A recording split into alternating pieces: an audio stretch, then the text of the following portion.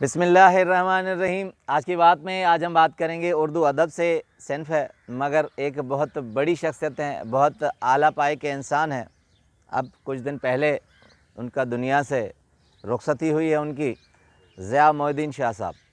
ज़िया मोइनुद्दीन कहते हैं कि ना सिर्फ पाकिस्तान में बल्कि पूरे कॉन्टिनेंटल में उसके पाए का कोई भी आदमी नहीं था। बिल्कुल मुख्तलिफ़ और मुनफ़रिद आदमी थे। मगर हैरत की बात है कि उर्दू अदब में इस तरह का दौरे हाज़िर में शख्स पैदा नहीं हुआ, मगर उनकी पैदाइश फैसलाबाद की थी। 1931 में वो फैसलाबाद में पैदा हुए थे। और दूसरी एक अजीब बात कि उनके वालिद साहब पाकिस्तान में सबसे पहली फ़िल्म जो बनी थी नया दौर, उसमें उसके वो मुसन्निफ़ भी थे और उसकी मकालमा साज़ी यानी डायलॉग जो है उसने लिखे थे। पैदाइशी तौर पर घराना अदबी था और अदबी घराने से मुंसलिक ये शख्सियत ऐसे खूबियों की मालिक हुई कि शायद ही उस पाए का कोई शख्स हो।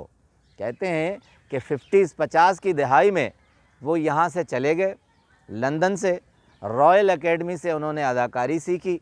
बाकायदा प्रॉपर एक्सेंट, बोलना, चलना, अंदाज़ सब उसने वहाँ सीखा। उसके बाद दूसरी हैरत की बात कि 1950 के बाद वो यहाँ नहीं आए। 1960 में वो ऑस्ट्रेलिया गए और वहाँ के रेडियो प्रोग्राम में उन्होंने सदाकारी की। हैरत अंगेज़ शख्सियत के सदाकार, अदाकार और हिदायतकार तीनों चीज़ें उसके हिस्से में आई। ऑस्ट्रेलिया में कहते हैं जब वो रेडियो पर प्रोग्राम करते थे तो उन्हें आलमी शोहरत वहीं से 1960 की दहाई में मिली थी। 1962 तक यही काम सर अंजाम दिया। जब 1970 में पाकिस्तान में पीटीवी मुतारफ़ हुआ तो उन्हें बुलाया गया था। ये ज़िया मोइनुद्दीन साहब थे जो 1970 में पहला प्रोग्राम उनकी अपनी क्रिएशन थी कि ज़िया मोइनुद्दीन शो करें। उनकी तैयारी में कहते हैं उर्दू अदब से मुंसलिक वो सारी शख्सियात को उन्होंने बुलाया था जो उर्दू अदब से वाबस्ता थी। कहते हैं ज़िया मोइनुद्दीन शो आज तक कोई ऐसा प्रोग्राम उर्दू अदब के लिए नहीं हुआ जो ज़िया मोइनुद्दीन साहब ने पेश किया था। बड़ी शख्सियात उसमें थी। उसके अलावा पीटीवी पे और बहुत सारे प्रोग्राम किए, पायल किया, चच्चा छक्कन किया, ज़िया के साथ किया, मगर जो शोहरत ज़िया मोइनुद्दीन शो को मिली वो आज तक किसी को भी शोहरत हासिल नहीं हुई। इसके अलावा फ़िल्मों में गए, मुजरिम कौन फ़िल्म बनाई, मगर उसके अलावा इंटरनेशनल बैनुल-अक़वामी तौर पर उन्हें जो शोहरत नसीब हुई वो इंग्लिश फ़िल्म हॉलीवुड में उन्हें बुलाया गया था, क्योंकि उनका एक्सेंट, लबो लहजा, तलफ़्फ़ुज़, अंदाज़ इस तरह था कि वह बिल्कुल हॉलीवुड के परफेक्शन पे पूरे उतरते थे।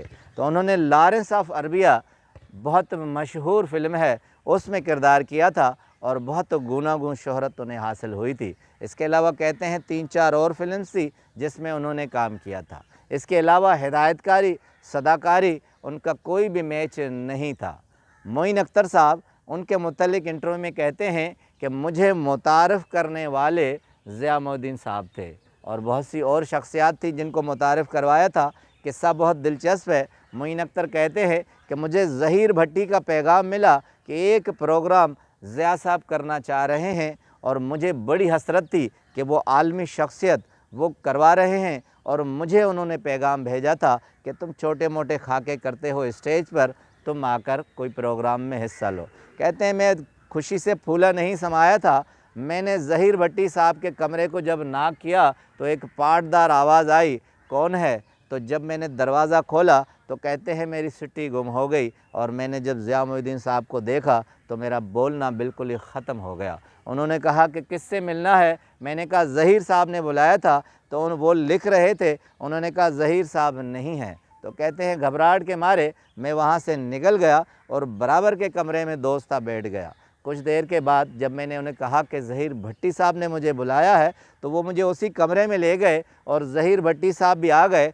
तो उस वक्त भी कहते हैं ज़िया मोइनुद्दीन साहब लिख रहे थे और कुछ भी नहीं बोल रहे थे। एक निगाह मुझे देखी और मुझे कहा कि अच्छा मोइन तुम्हारा नाम है, और कहा कि तुम मुझसे कल मिलना। उसके बाद कहते हैं सारी रात मुझे नींद नहीं आई। जब मैं दूसरे दिन से मिला था तो मेरा कॉन्फिडेंस बहुत लूज़ था। मोइन अख्तर साहब कहते हैं मगर मैंने उन्हें कुछ खाके सुनाए तो वो बहुत हंसे और उन्होंने कहा कि ये इस तरह की जो आवाज़ें तुम निकालते हो मेरे शो में भी इस तरह निकालना। इस तरह उनकी इंट्रोडक्शन हुई थी। मोइन अख्तर साहब ने एक स्टेज ड्रामे में एक ज़िक्र किया था कि मेरा जब पहला स्टेज थिएटर था तो वो ज़िया मोहद्दीन साहब ने मुझे परफॉर्म करने के लिए कहा था, मगर कहते हैं मैं पर्दे के पीछे था, घबराया हुआ था, आवाम उस तरफ थी। तो कहते हैं कि मैंने छुपके से पर्दे को हल्का सा हटाकर आवाम को देखना चाहा था कि कितनी है कि मैं परफॉर्म कर सकूंगा कि नहीं। तो कहते हैं ज़िया साहब ने मुझे ये करते हुए देख लिया था और वो इस तरह मुझे डांटा था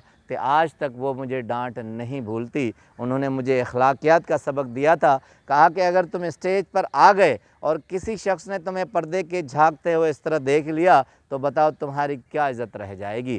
कहते हैं हमें अखलाकियात, एटिकेट्स, आदाब सारे उसने सिखाए थे। एक और ख़ूबी ज़िया मोहद्दीन साहब की क्या थी, वो ये थी कि वो लंदन में शेक्सपियर के ड्रामे को थिएटर में कई सालों तक परफॉर्म कर चुके थे। इसके अलावा कहते हैं कि दुनिया में मुख्तलिफ़ ममालिक पर जहाँ स्टेज होता था वहाँ ज़िया मोहद्दीन साहब को बुलाया जाता था, वो अपने एक्सेंट से लोगों को मैसूर कर देते थे। एक खूबसूरत जुमला मुश्ताक यूसुफ़ी साहब का बड़ा कमाल है ज़िया मोहद्दीन साहब के लिए। कहते हैं अगर ज़िया साहब किसी मुर्दे राइटर को, मुसन्निफ़ को अगर वो पढ़ें तो उसे भी वो ज़िंदा कर देते हैं। उनका तलफ़ुज़ ऐसा था, कहते हैं कि जहाँ पिन ड्रॉप साइलेंस हो जाती है, लोग बिल्कुल साकिन हो जाते हैं, वो अपने लहजे से, अंदाज़ से उस माहौल को अपनी तरफ खींच लेते थे। एक दूसरी खुसूसियत जो आज तक दुनिया में किसी को हासिल नहीं हुई, वो ज़िया मोहद्दीन साहब को हासिल है कि अल्फाज से, वो अंदाज़ से इस तरह माहौल को अपनी तरफ खींच लेते थे कि दुनिया में शायद ऐसा कोई शख्स है नहीं जो इस दौरे हाज़िर में अदब को पढ़े, अल्फाज को अदा करे, बिला किसी झंझट के, बिला किसी एक्सेंट को रोकने के वो अपने आप को परफॉर्म कर सके। कहते हैं तलफ़ुज़ और लहजे का बादशाह कहलाता था और उसे एक खिताब मिला था कि वो आवाज़ का जादूगर कहलाता था। दूसरी खुसूसियत 2004 में उसे नापा यानी नेशनल आर्ट ऑफ परफॉर्मेंस का चेयरमैन मुकर्रर किया गया था। 18 साल तक उन्होंने अपनी परफॉर्मेंस वहां दिखाई थी। 31 जनवरी 2023 को आखिरी परफॉर्मेंस थी जो उसने दिखाई थी। नापा न सिर्फ पाकिस्तान में बल्कि इंडिया में बहुत शोहरत का हामिल था। वहाँ से आकर बहुत बड़े अदाकारों ने परफॉर्म किया था। नसीरुद्दीन शाह आए थे, अनुपम खेर आए थे, पूजा भट्ट, महेश भट्ट आए थे, ओम पुरी आए थे। उन्होंने वहाँ नापा में थिएटर किया था और उन्होंने ये अल्फाज अदा किए थे कि हमारी बहुत बड़ी ख्वाहिश थी कि ज़िया साहब की सरपरस्ती में हम नापा में परफॉर्म कर सकें। उन्होंने बहुत बड़ा काम किया। आर्ट के लिए कहते हैं जो नापा से सीख के आता है वो बिल्कुल परफेक्ट अदाकार कहलाता है। उनके दस्ते शफ़क़त में बहुत से अदाकार, बहुत से हिदायतकार, बहुत से सदाकार जन्म पा गए और अभी तक पा रहे हैं। उन्होंने अपनी ज़िंदगी का जो हक़ था वो हक़ निभा लिया है। स्टेज पर इस तरह किसी ने परफॉर्म नहीं किया जिस तरह कहते हैं ज़िया मोहद्दीन साहब ने अदा किया है। अपने आप को पहचाना, अपना हक़ अदा किया, जो दुनिया में उसने अपने हिस्से का काम था वो किया। इसी तरह हम अपने आप को पहचानें, अपने हिस्से का काम करें तो इसी तरह यादगार रहेंगे। आपका बहुत बहुत शुक्रिया।